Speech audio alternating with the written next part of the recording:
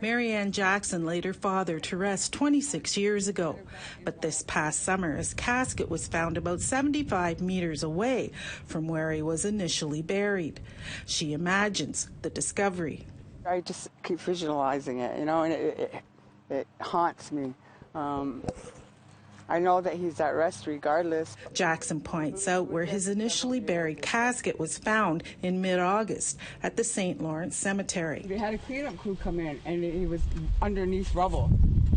Oh, my God. The Donaldson Funeral Home said that they believe he was there for several years, at least 2.5 years, before he was found. Oh, my God.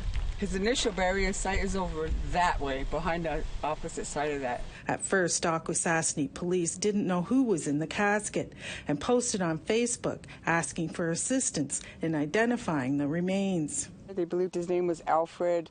They described my father to a T, that they buried in September, and my father died in September. He was 65. The only thing they didn't have was the year, but according to the Donaldson's funeral home, I believe, they estimated his years to be 65. Her father's name was Alfred Peters, and about that age, so Jackson and other family members met with the Akwesasne police. We all agreed that it is him, but there's still the circumstances, like why?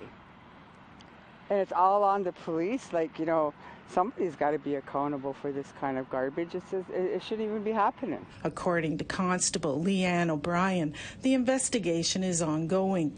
But O'Brien says it looks like the casket had been moved by accident quite some time ago.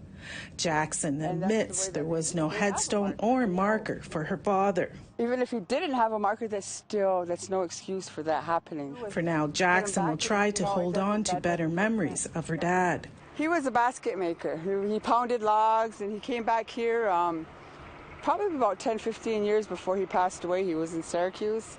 And when he came back, he brought pound making back. He taught a lot of men to pound and make splints and make baskets and stuff like that. She still wants answers and an apology. I know that he's at rest regardless, but I don't know. Someone has to take accountability. At least say, we're sorry this happened. According to Constable O'Brien, there is no assigned caretaker of the graveyard. APTN reached out to the St. Lawrence Cemetery a number of times for comment, but did not receive a response. Meanwhile, Alfred Peters was reburied, but in a completely different part of the cemetery. And at Francis, APTN National News, Akwesasne.